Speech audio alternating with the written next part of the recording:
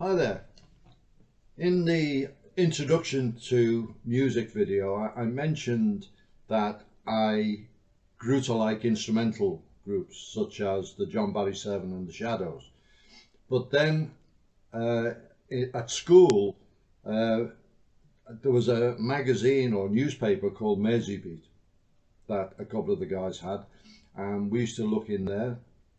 And I can still remember seeing the picture of the Beatles, and they just look so different from the groups that I had been enjoying, who always wore suits. They had matching guitars, all the same colour fenders and so on.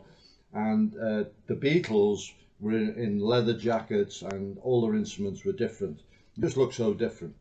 But obviously we had no idea what they sounded like until, as I also mentioned, we had a little informal group that we used to play in this room, and one of the guys brought along Love Me Do when it was released, and we played that endlessly, both sides, and that was our introduction. But at the time I'd never heard any of the Chuck Berry or any of that kind of stuff until I went to the Cavern, and I was still too young to go at night, but I was allowed to go to the lunchtime session. So I made my way down to Whitechapel, followed the road. I'd been given directions, and I found Matthew Street. Now Matthew Street back then was all warehouses for the fruit and vegetable trade, and it smelt of rotting fruit. There was one pub in Matthew Street itself called the Grapes. It was quite a dim little pub for the workers from the warehouses. And then down on the left hand side there was a doorway with a badly written white sign. Went down the stairs, and the first thing I noticed, there was music playing, but the first thing I noticed was the smell. And it was a compound of Jay's fluid disinfectant, hot dog onions and sweat.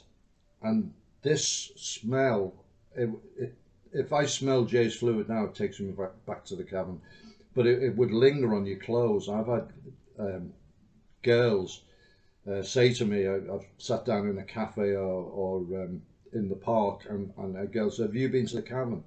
"Yeah." "How do you know?" "I can smell it on your clothes." It was such a distinctive smell. So I made my way down towards the stage, and on stage was the Merseybeats, and they started playing Memphis, Tennessee, and that was my introduction to what we can really call Merseybeats, R&B, rhythm and blues, that type of music. And I still like it. I like it still.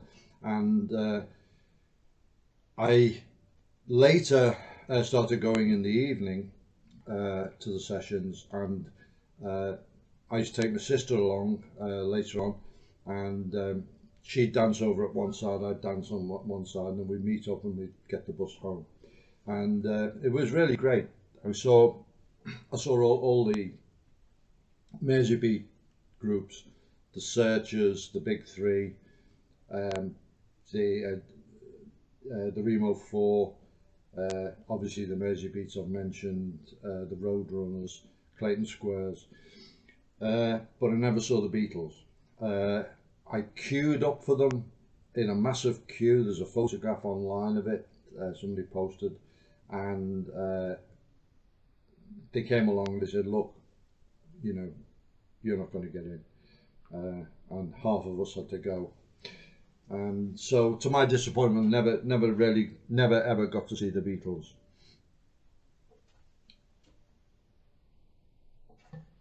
So years later, a couple of years later, I remember when I went to the first karate demonstration at St. George's Hall, which I think I've mentioned before, and I was up on a balcony, and sitting down opposite was Terry O'Neill and Tommy McNally, who were doormen at the Cavern. I recognised them from there. I'd never spoken to them. But then after I joined the dojo, next time I went to the Cavern, I spoke to Terry, and that was the start of our friendship. And Tommy Mac, I still meet for a coffee every week. So the book,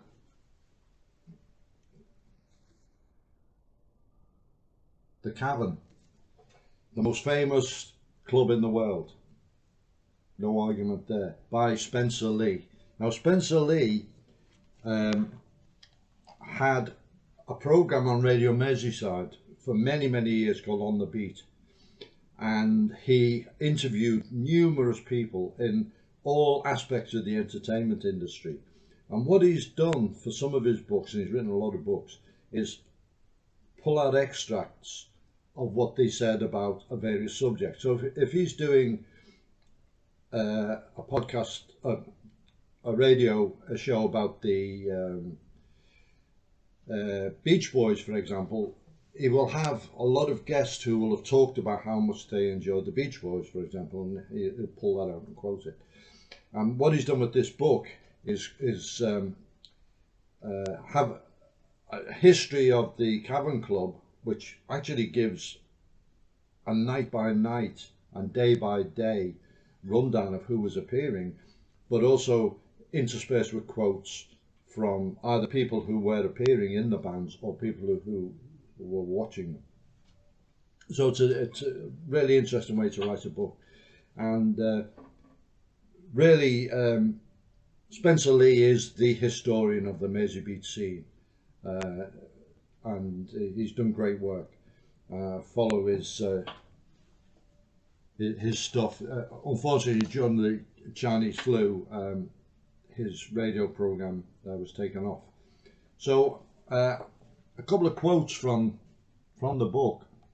John McNally was the guitar player with the Searchers, and he said his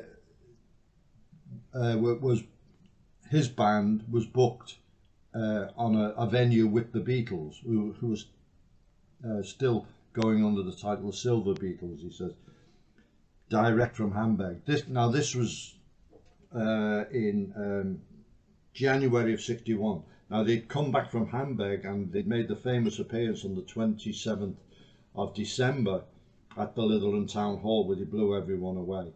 And this was one of their first bookings, which was a result of that. I had my tea, picked up my guitar and amp, and got the bus with my amplifier underneath the stairs. The Beatles were in black leather jackets and black t-shirts, a real motley crew, and wearing boots too. They put their amplifiers on chairs, which I had never seen before. They did Chuck Berry stuff with lots of solos, and they ran amok on stage. They were fantastic, and it was definitely something new. So another quote was Willie Russell. Now Willie Russell is a very, very famous playwright, and I've seen several of his plays. So quite a long talk about going down to the Cavern, and then he goes, we were blown away with the warm-up acts. It got to about 9:15 p.m. and we had to think about heading home when these guys dressed in black walked onto the stage, and we were seeing the Beatles for the first time. We had to stay for the first number. By then the club had filled up massively and we were being pushed forward as more and more people came in. They were laughing with the audience, and the girls were taking out their rollers and had gone from wearing scarves to looking really glam. The Beatles kicked into Some Other Guy, and that was like the end of life for me, and a whole new life began from that very moment. And from then he became a fan of the Beatles and went to many of the performances. And being a great writer, Willie Russell summed up that thing that people's lives changed hearing the Beatles. It's no exaggeration, and that's the reason why they're so popular to this day, and they're the biggest band in the world. So anyway, the book covers the history of the Cavern from when it was a jazz venue and trad jazz, and they reluctantly introduced some other stuff, but when the Beatles first played the Cavern as the Quarrymen, they were handed a note, and John Lennon said, "Oh, somebody sent up a request." And when he opened it up, it said, "Cut out the bloody rock and roll." It was from the manager. At the time, it was owned by Alan Sinter. Later, Ray McFall took over, and he had more liberal, or a more less restrictive music policy, and then it became really a Merseybeat venue. Merseybeat venue was developed there. And another quote, Alan Price from the Newcastle group, The Animals.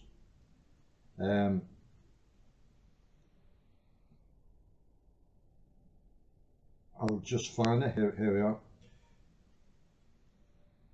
And we carried our gear into the Cavern for a lunchtime session. We were very nervous about playing there, and I said to a girl in a duffel coat who was standing watching us, "Do you think they'll like rhythm and blues here?" "Like it," she said. "We invented it." So, that fantastic quote.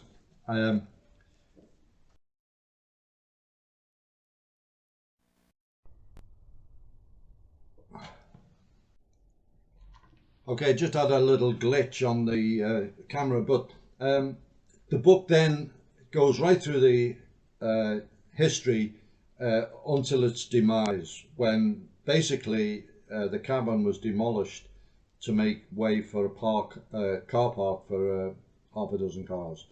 And it's a terrible indictment of Liverpool Council that they never ever really recognised the contribution of the Beatles, and it was only after the death of John Lennon that it really started. And even then,